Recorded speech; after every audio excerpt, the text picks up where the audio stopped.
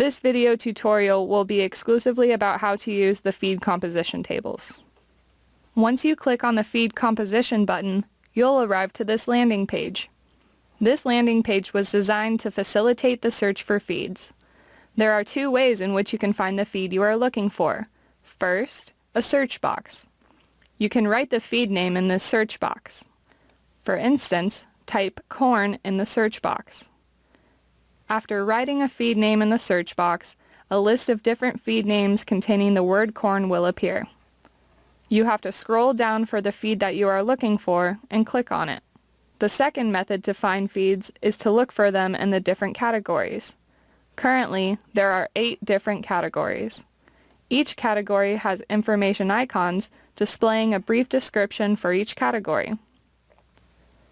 Suppose you are looking for nutritional information of corn grain dry.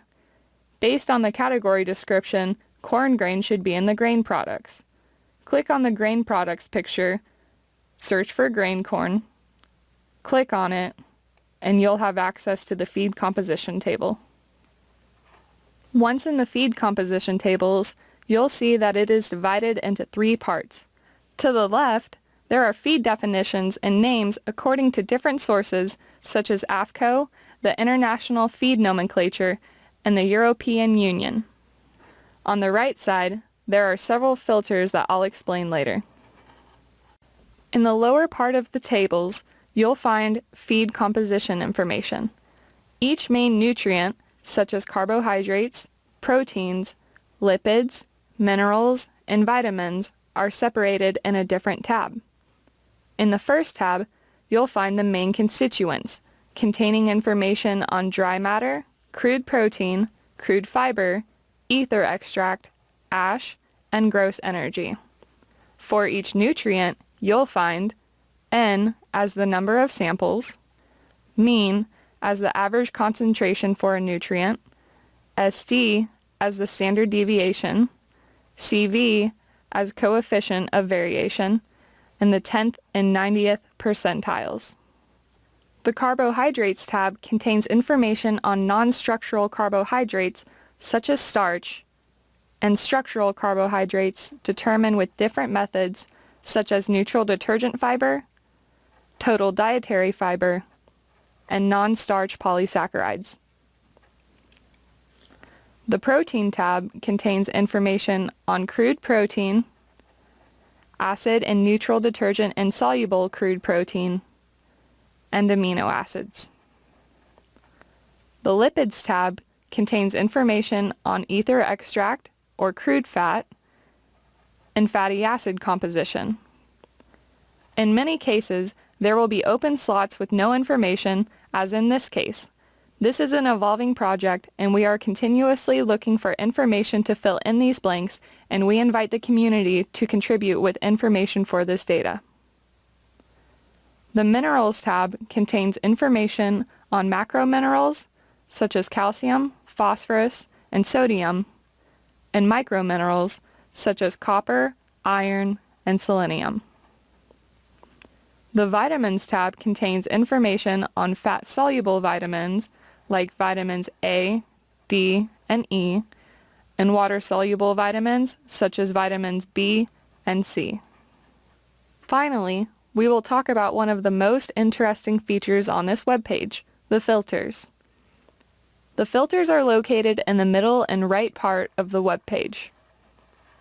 The first filter is to transform displayed values from the default dry matter basis into a custom as-fed basis. I'll use corn grain dry values as an example to show how the filter works. As you can see, the actual dry matter value is 88.1%, specified dry matter value is 100%, and crude protein on a dry matter basis is 9.22%. To use the first filter, you must click on As Fed and write a custom number. In this example, the number is 90%. Click on the Filter Composition button. As you can see, the values are now expressed in an as-fed basis with an actual dry matter value of 88.1%, a specified dry matter value of 90%, and crude protein in an as-fed basis as 8.3%. Another filter will allow you to select samples by year. In this example, I'll select values between 2014 and 2017. Once the values are entered, press the Filter Composition button. When selecting this range of years, you'll see that dry matter and crude protein values slightly change when compared to the original values. Another filter is to select data by nutrient values, which is located in the right part of the screen. In this filter, you can select up to 3 nutrients to select values. In this example, I'll select dry matter values equal to or higher than 85%, neutral detergent fiber lower than 7%, and starch higher than 65%. Once the values are entered, press the Filter Composition button. Other filters allow you to select values by data type, that is data coming in from peer-reviewed publications, commercial labs, or academic labs. Currently, the database contains only information from peer-reviewed publications. The final filter allows you to select values according to type of analysis. Currently, it is possible to select values analyzed with wet chemistry or NIRS. Currently, the database only contains information on wet chemistry. With that, we'll end the tutorial on the feed composition tables. If you have any questions, please contact us using our webpage in the Feedback Questions section.